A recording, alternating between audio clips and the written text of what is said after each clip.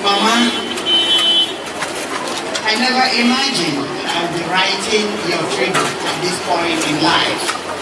That morning when I called and was told that you were sleeping, I wish I had insisted that you wake you up just I could hear your voice one more time.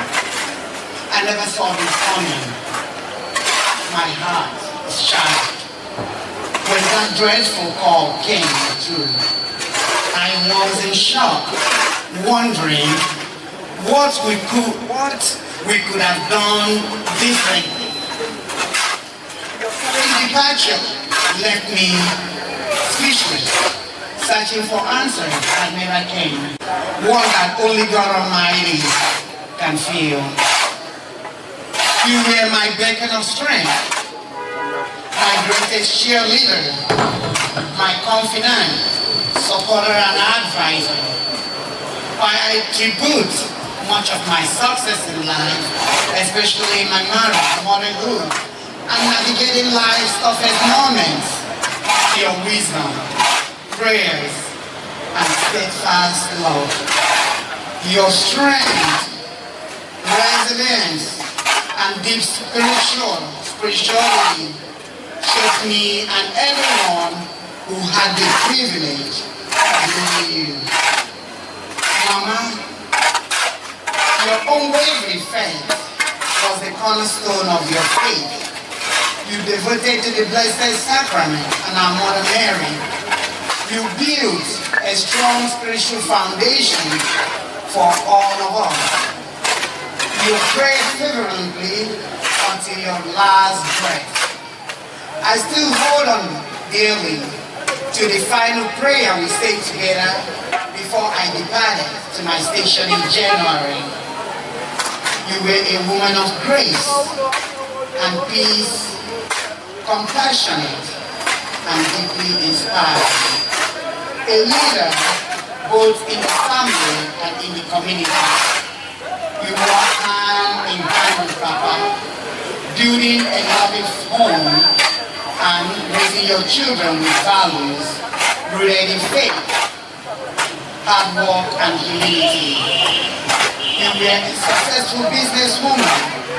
You trained many young men through apprenticeships, helping them find success in life. Your love and kindness knew no bounds. You often sacrifice your own comfort and happiness to care for others. You touched countless lives with your generosity and warmth. I am profoundly grateful to have been a partaker in your life, to have been shaped by your teachings, your examples, and your unconditional love. Mama, you were truly a woman of substance, respected, admired, and dearly loved. You embodied faith, discipline, compassion, and grace. The memories and the moments we shared will forever live in our hearts. Though you are no longer here with us, Mama, I know this is not the end of it. It is only a peaceful transformation to eternal rest in God's kingdom. Mama, may the angel of the Lord welcome you home and open wide the gates of paradise. Rest in peace, my beloved mother, Ezinne, Mama Benji, in the bosom of the Almighty, free from pain. I do, Mama, until we meet to part no more. God be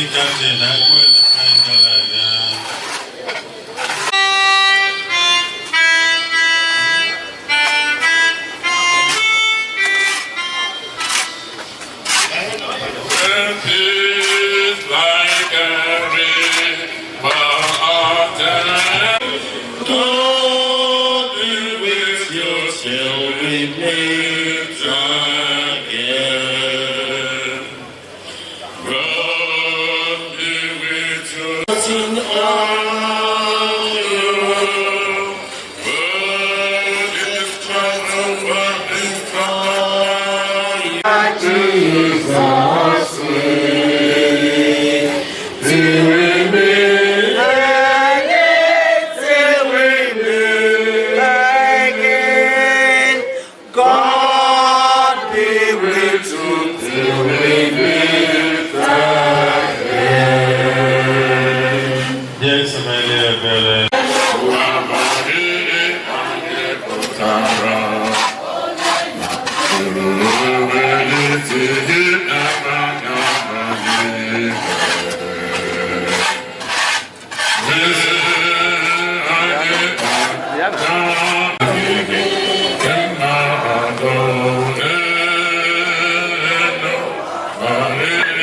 Sister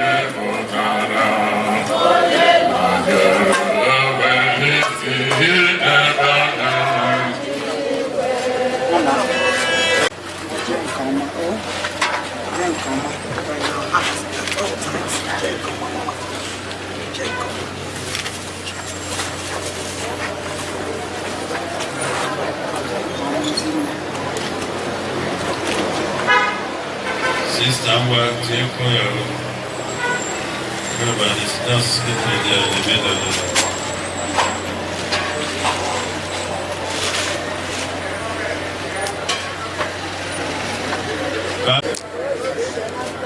Alboy Wilfred, Alboy Vindakoy Galaga. Work I did the cat, I did the Wilfred, dear Igrigo, she Igrigo. I can't be so good. Alboy Fana, but Alboy Vindakoy Galaga. Yes, I'm a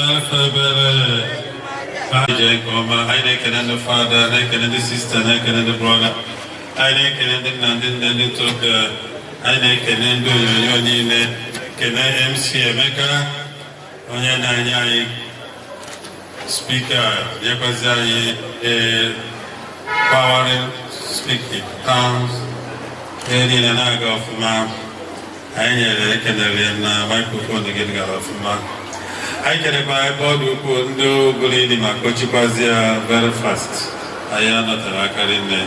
I can end up combine fire in I can Madulin, Ezinne Nina season of Calobi, near Melon, God knows the best. So, I can end the lawyer of an alona making it, he go away upon his sin. Udo?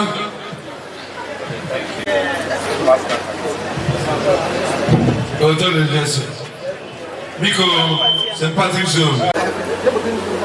Imagine it all. It is your good action. I want you to have to know.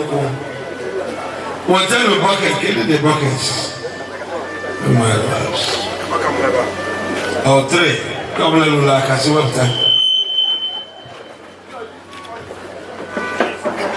On your year, I make a loan, comma.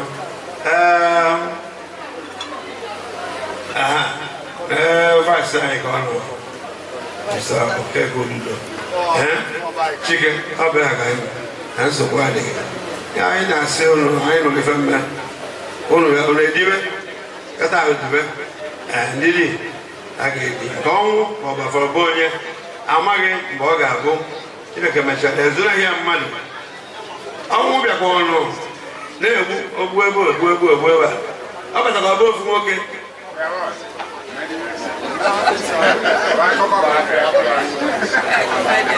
I'm above working. Work out my own. Oh, year even near number avenue. Near Nigeria AC. Machari Vanilla. Or you are no. You are no. Oh, look at what I'm more when I can have a tadoga. Oh, look at what I will. What when you know, what for no, darling, woo. And it's a living. I'm here, number one. What when you can woo number one. There's a Yankee and Bazu. Olu to o Kenya. See I only make maybe I'm not chicken and Makana. But I be a when you have one, that's all you have my introduction. Yeah, well, that's number one. My name is Ezinne. I just said the class of women. When you see Bazu, the man, not Kabuko, or the Kabu even. So I'm over for I can come anytime. When did he? Even in Babu, life of Ezinne. See the other, none of the one where I have been time. Oh, can so, more on a zone, a bumper by a zone. So, and you go and the zone, and my phone one. Anthony Nigasa, Niba Onugbolu, and the St. Patrick's Zone. Yeah, mine before the name of Dwyer.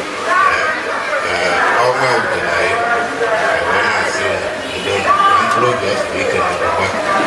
And plug as a weekend and the back. Yes, you did up all the way. I think I did it because I was weekend and the back. Because he have here. I am there for my dad. They get there. But when you don't go. CW. Otodinu Jesu. Ndị be Onugbolu. Ndị bụ n'ihu n'ugbo CW St. Andrews Parish. Adazinu. Mọmụnụ Ezinne Catherine Onugbolu. Ofu onye na onye otu anyị. And ọ kwudosiri ike wee lụọ na njedebe ọnya ka anyị ji wee bịa ka anyị gbara ya aka ebe.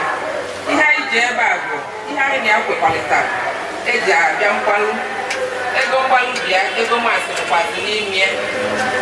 N'otu aka ahụkwa, CW St. Patrick's Zone na-emekwa this presentation. Anyị na-asị ka mkpụrụ obi niile kwenu gara aga.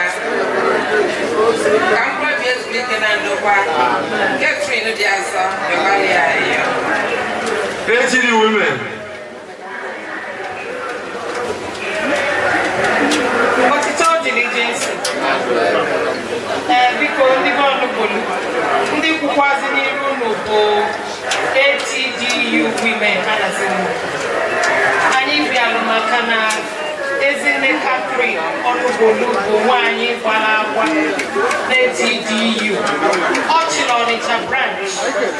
Ọ chịrị Adazinu general ụmụ nwaanyị. Ọ bụ class mother amata nwere ebe a na-achị achọ. Anyị ji wee tụba ugo n'Ọgọst meeting anyị ka mepụrụ emepụ.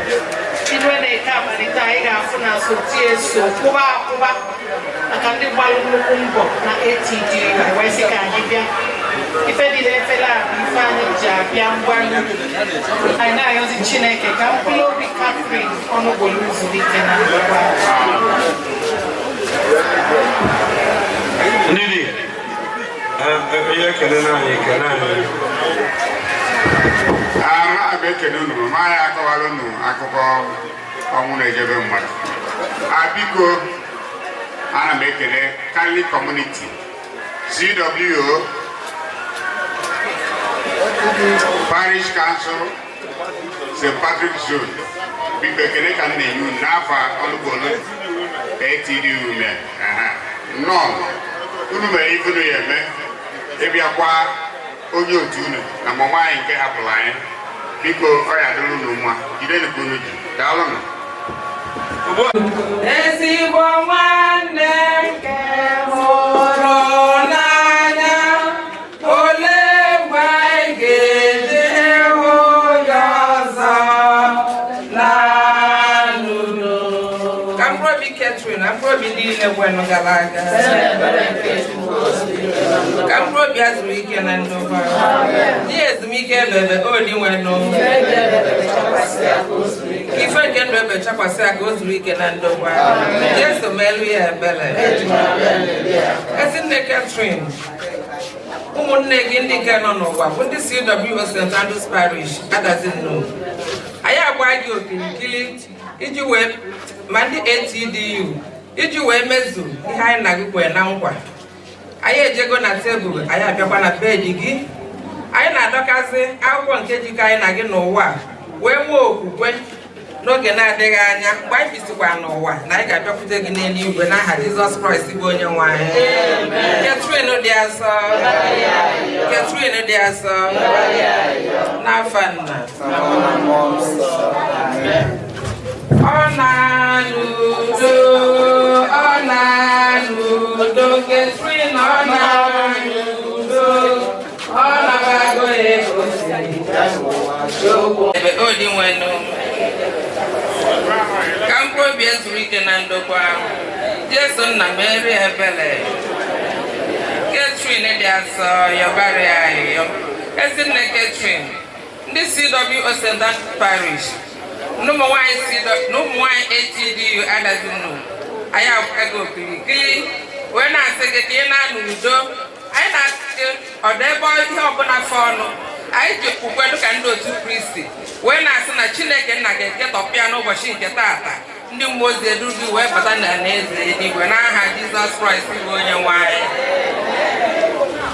Ezinne Catherine na nke ọma n'aha Jizọs Kraịst bụ onye nwe anyị. Come progress me can I do why.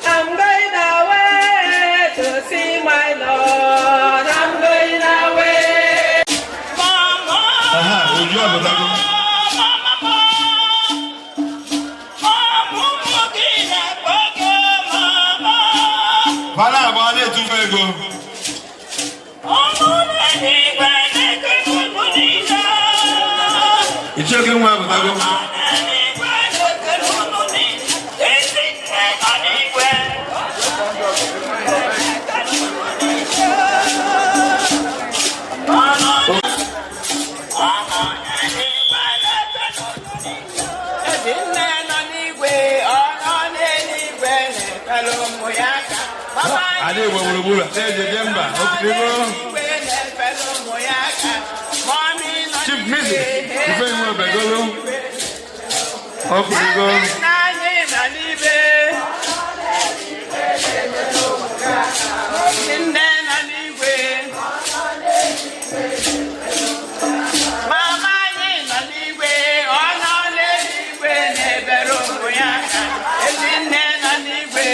Adeje Jemba. Mami nanigwe. Mami nanigwe. Nanigwe. 2 minutes more. 2 minutes more. Nebo.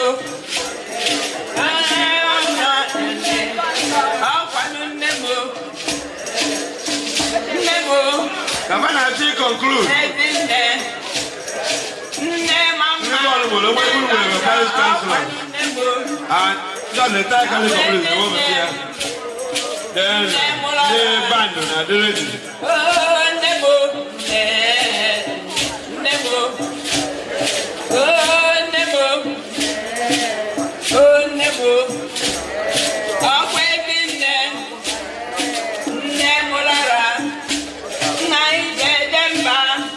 A minute to go.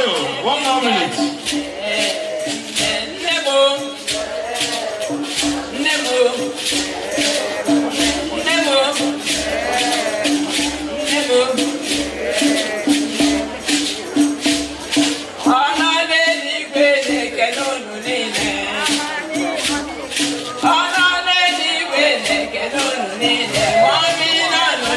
Half a minute to go.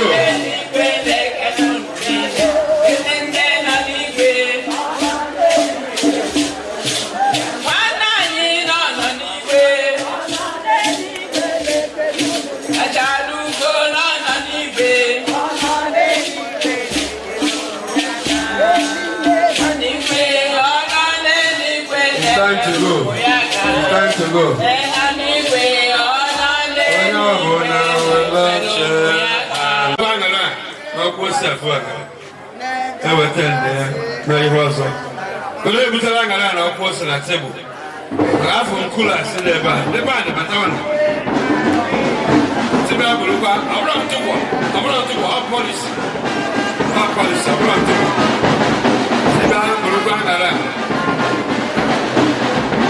Why should you buy a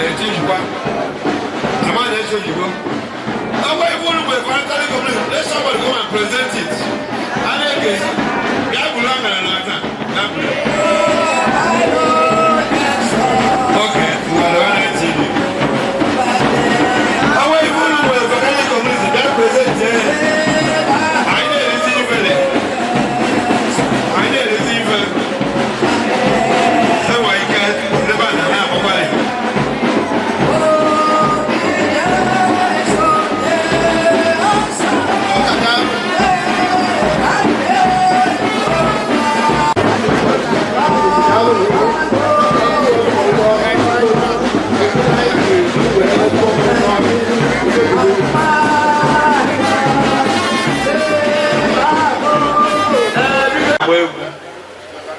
Obi dị asọ Jesu. Ndị ọnụmụdụ. Ndị bụ n'elu obodo obi asọ Jesu. Ndị dị n'ala. Na-akpalishi site n'ala. Na-agajigido. Ọla ụkwụ. Anyị wee na-asị unu na ọnwụ ndị unu mụtara nnukwu. Maka na ezi ndị egbe nnukwu. St. Patrick's Day na ndị ndị akịsa. Otherwise, ọ na-ebu ọhụ ime. Ebu ọhụ ime. Ọ jiri anya ndị na-asị na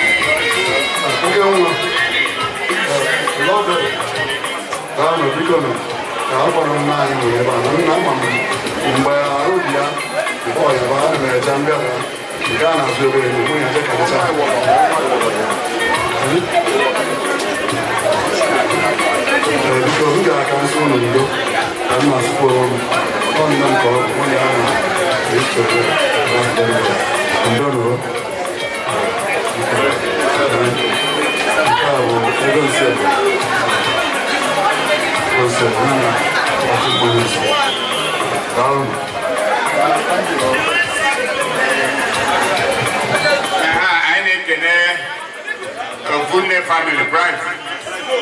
One name number, always a member, more or less a member of this family, and a member of many families in others.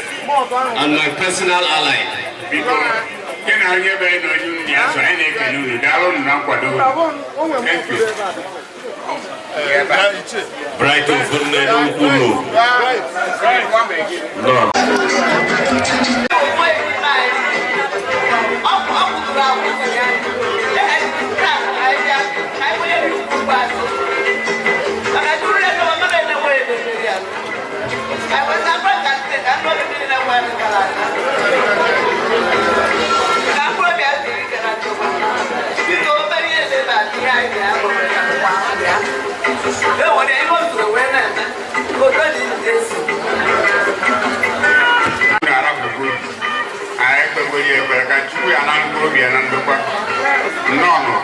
Thank you.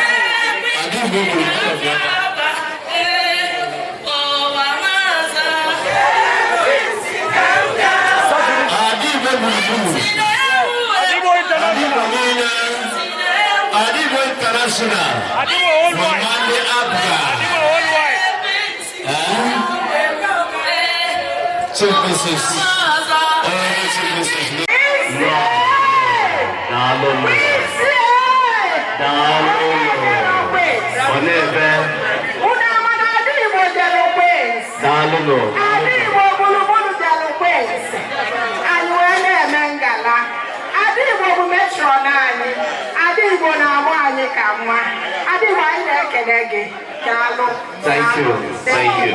Nalo. I was in this case, I was again.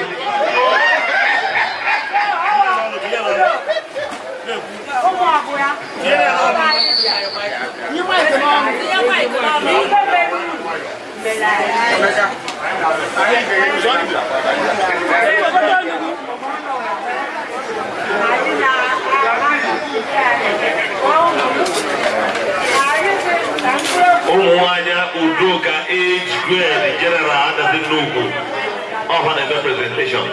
Ndoto Ezinne.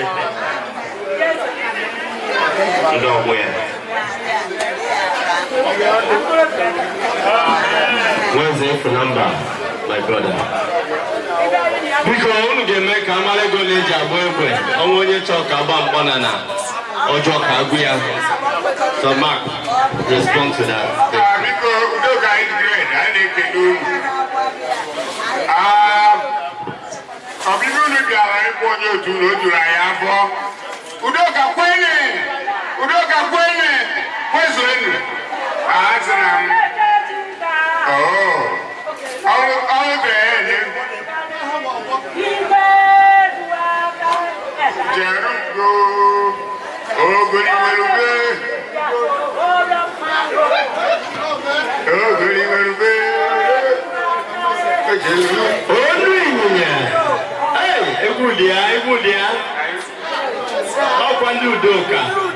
Something years, all how I believe.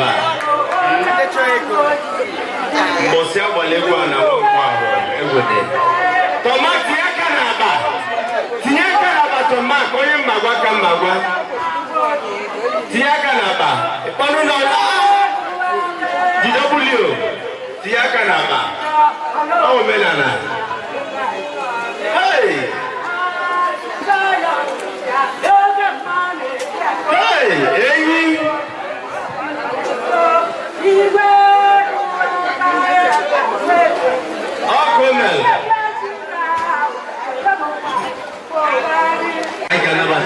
Ezinne sa engineer and lady.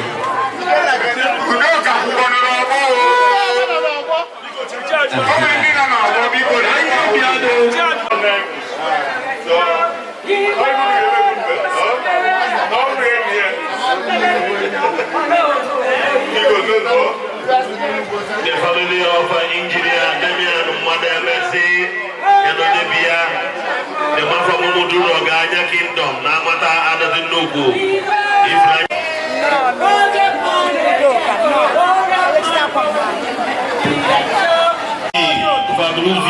Community. I understand no. Yeah, I never Tasia Sapi, Adibo Nine, Adibo International, Adibo Mugu. Adibo Worldwide, the former INEC boss, Mamanda Abga, Yanani Queens, Sikaha.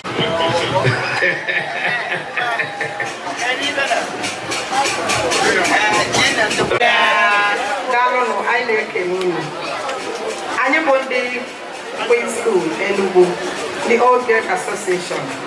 I did a kind on your I won your cabra. I did a kind on your loan. Nanya, I didn't go to PhD. On look at them 9. An old girl, Queens. Nanya can look and say 5 different. Yes, so I have a course. I had this, I had to wear that one and you put where my eyes on your face. I said, I can't see you. If I may lose the line, Manuquani, oh, the line, no, never.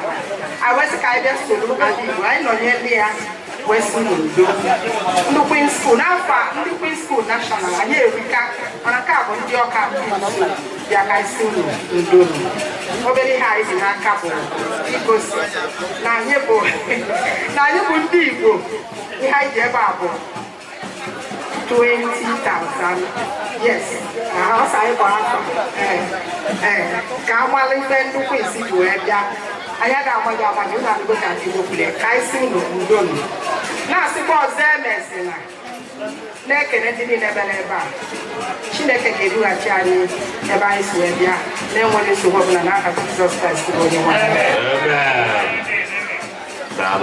And the question in the Bonnebolo, I tell you, not someone of women. Come with you, when you your fella on Bolo, pension Bolo. Yamakan, you live, my God, dear father. If you are fucking one, if you are there for an inquiry, in the end, I fit in the end, go better, come fit in the end, go, what can I make me rather? What put the air come for better than go better? What put the air come here? What put the air come here? Where put your banana? Where put your campia? Where put your open it and bring it out? Even you wait here for that. The nose of that cough, you will depend if you will preach and can you say that? Adibo, Adibo, Adibo, Adibo, Adibo, Adibo, Adibo,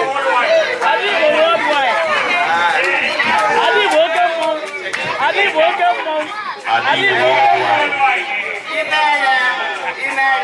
bossing a free bow. And I have a your pala. I didn't look at mom. And we will eat the bow. I know Son. It's like I can swim in the game. You're going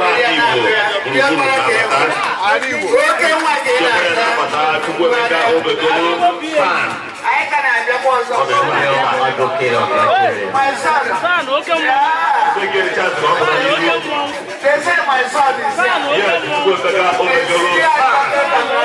Look at the lawyer. They see advocate of Nigeria. Look at money. You are welcome. I'm not in Nigeria. No, I'm not Nigeria. Look lawyer.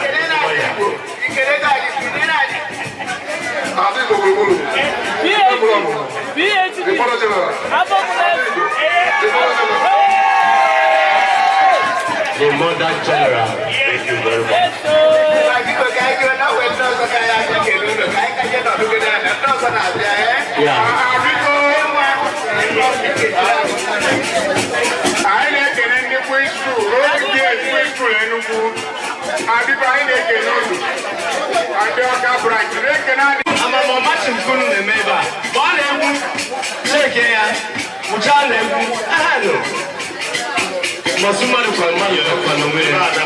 Family and Okomeje family.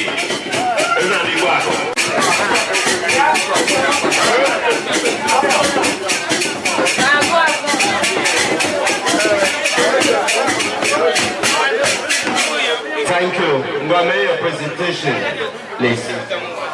Oh, Lieutenant the Biali back now. Oh, Lieutenant the Biali.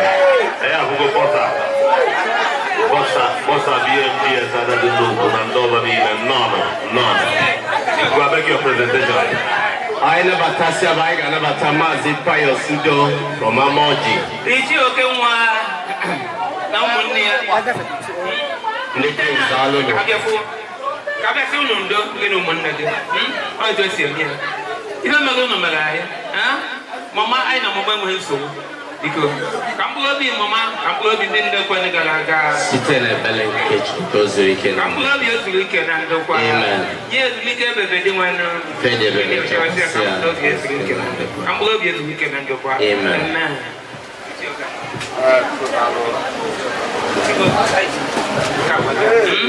ya kwa ka ha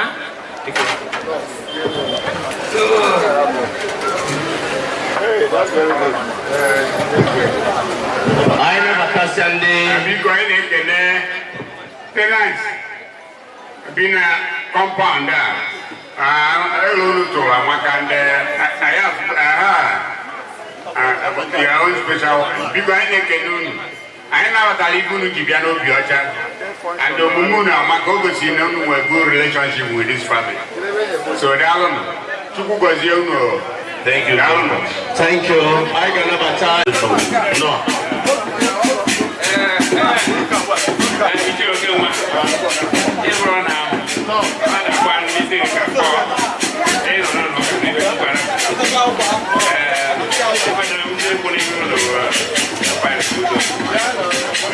Bossa Dalo. Chuka.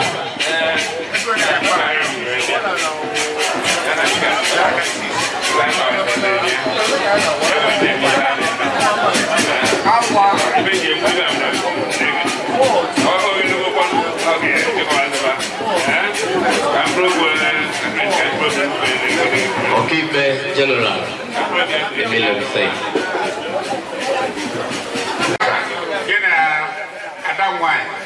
No more I don't know we need a people.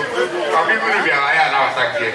I be a making because down ring down. Why also do Dim Ochiaga? Dimi, I can again know your big Adobe. Sunny side. The sunny side. My brother.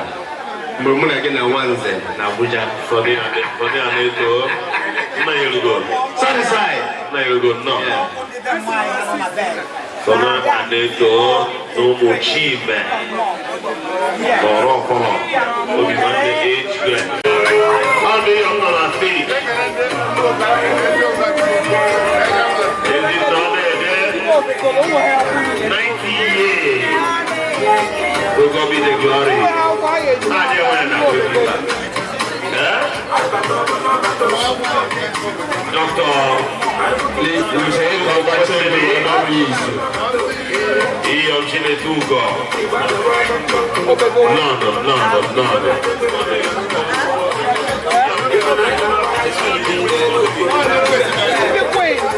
Okay, why am I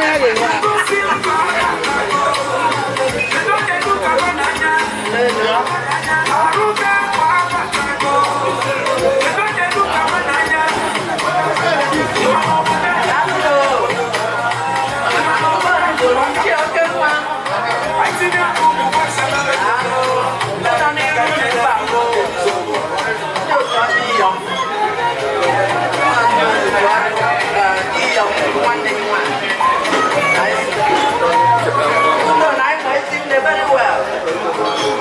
I drive out on cheap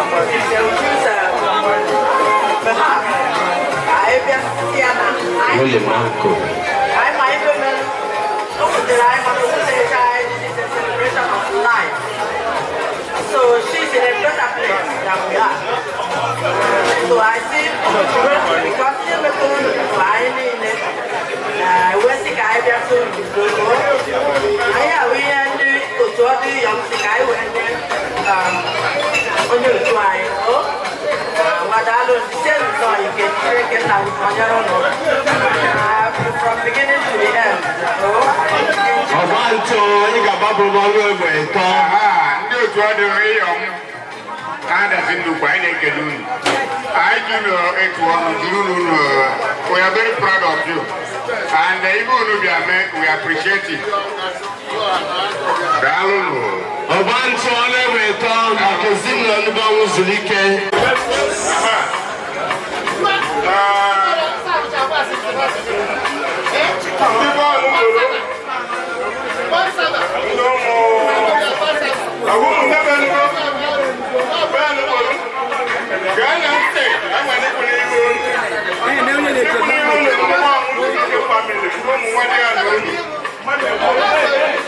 So, I remember you want to get families, you don't go to the family union. So, I went there, well, I have one Diana on whatever. Then do never, then go where? I went to go. I had a man, no with Anna. Where's the Gadasu? So, I would have been only when I go, my mother and my accident. No, go no matter, most of them. So I went and said, Ununaya, Saka Meba, I like to say, I do it. Ever will go on. I see where you're man. The line was important. We would have gone support. So, the one even put it on ever. Go from boy top. So, I got the rest of the guys who don't. Because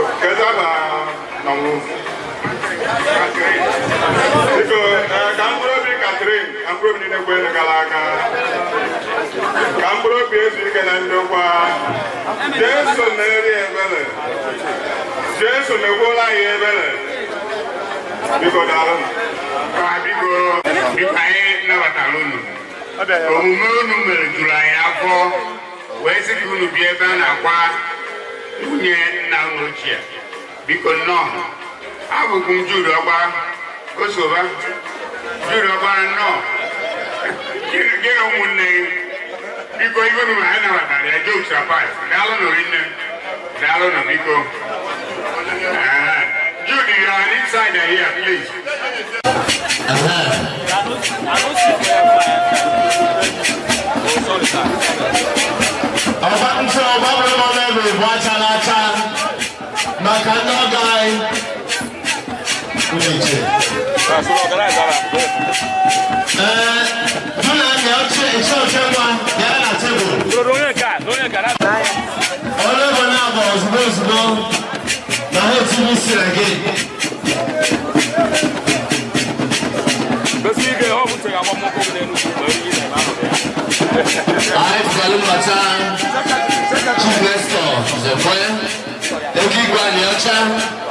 The Iron Money, Chairman, Chief Executive Director, Yana Lolia.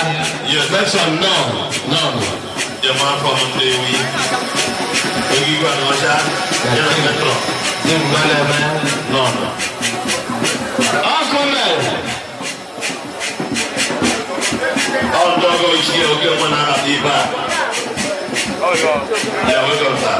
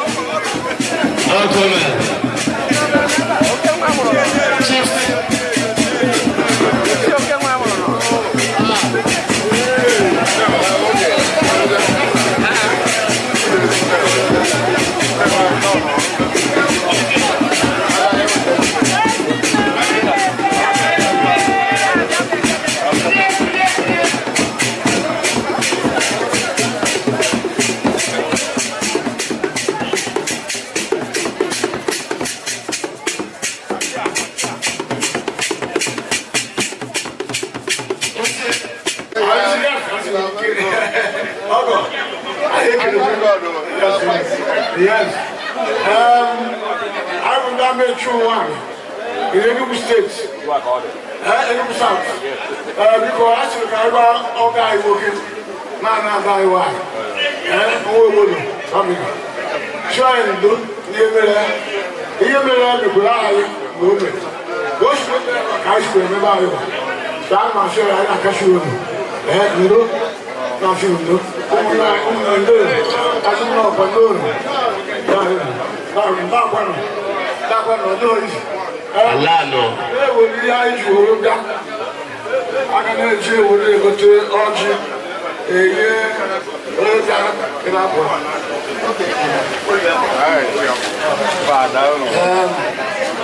The way my idea about you come on up. I don't want to change. Really, we are so good.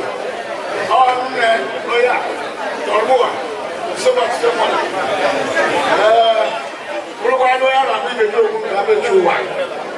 So now I'm not sure you do. No,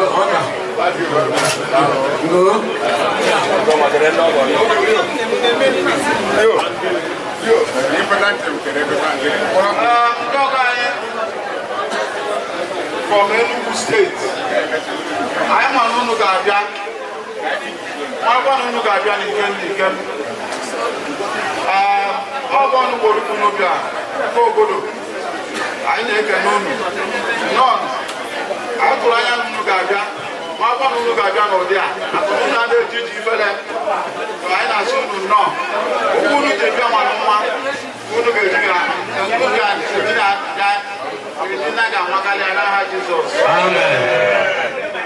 Thank you. Thank you.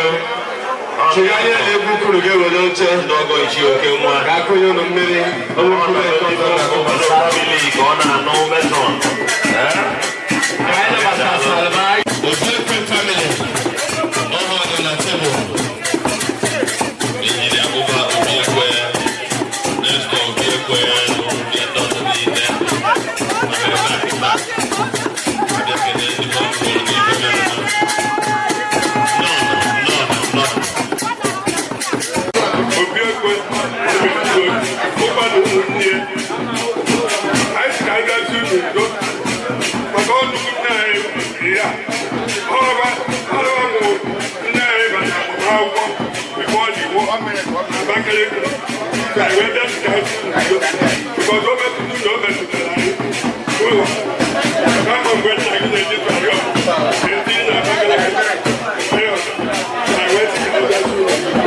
Hey,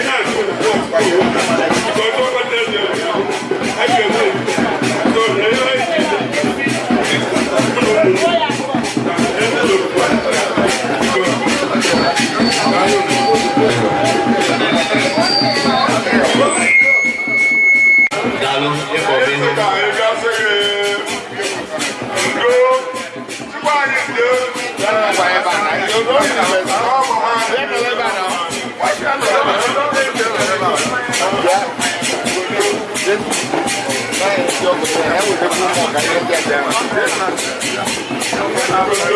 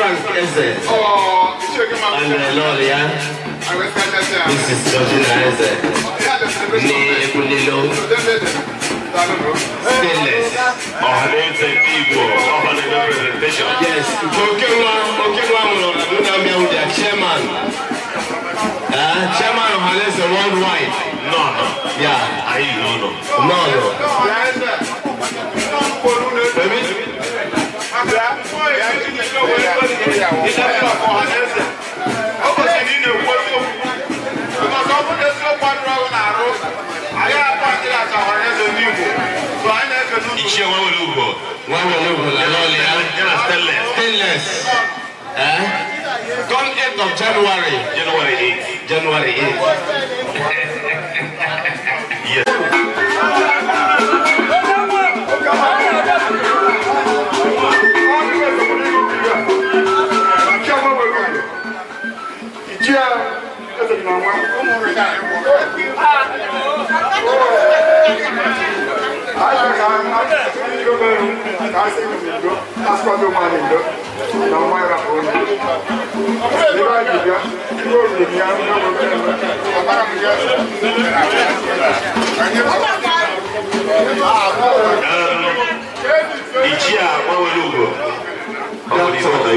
Dr. Frank Ezinne.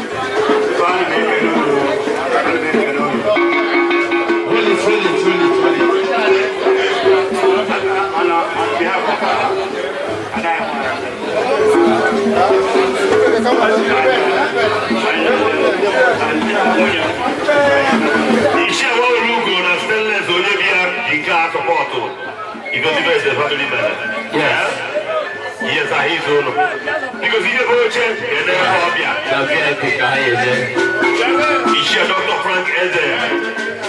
What's wrong? What's your other place? Oh no, yeah. What's wrong? I say no. What's your other no? No. I was the old boy St. George. Then I got seminary school. I would be access now. For my way, for my because I know why they did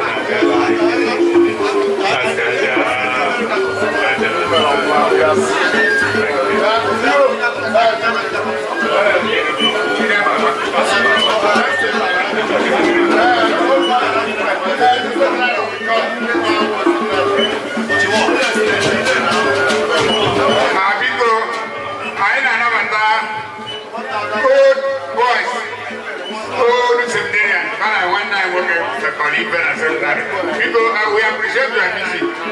Dialogue no good is well of time. People only good to Melon and Alan Orike. Thank you very much. Never you never Makeva. None. I am not here, no. Is she not ready? No. Tempo? No.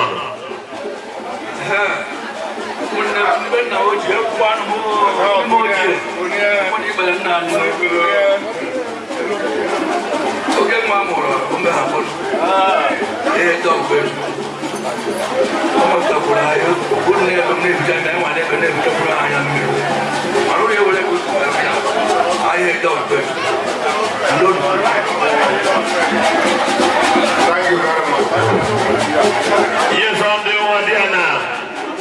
Now we'll never educo the Ojiako family, another barrister at law and solicitor, team of lawyers. I ain't afraid of no. Okay, today, I'm going to go. Offer up a attack. No. Momunuka Otuno. Namata doesn't know what policies in Malabala. None. Trilogia. People let the one now. I have to say no money now.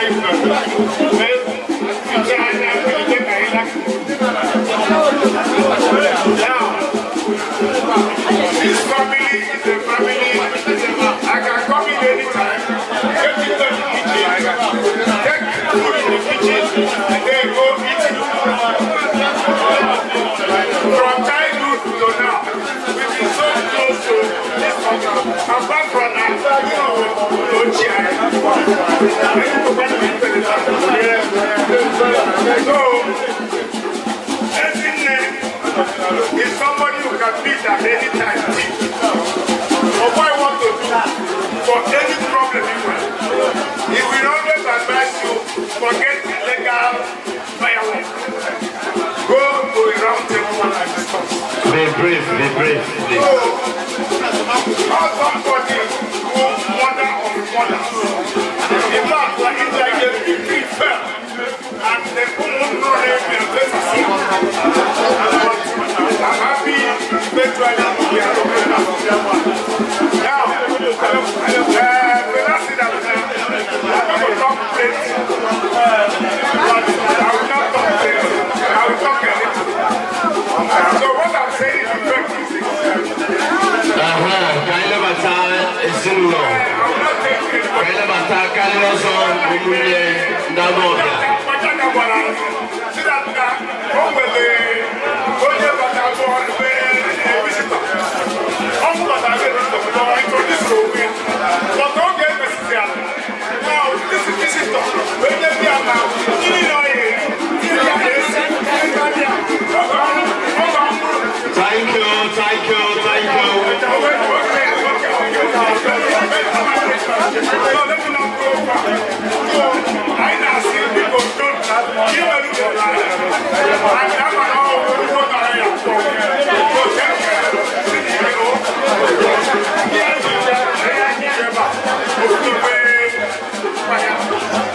Thank you.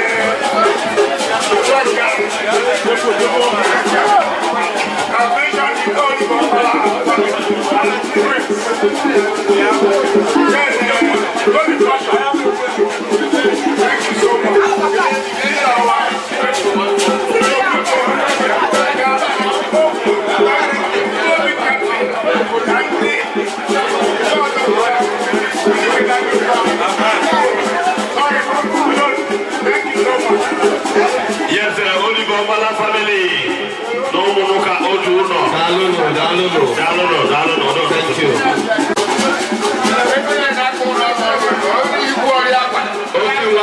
Dalo. Kaila Matanda also.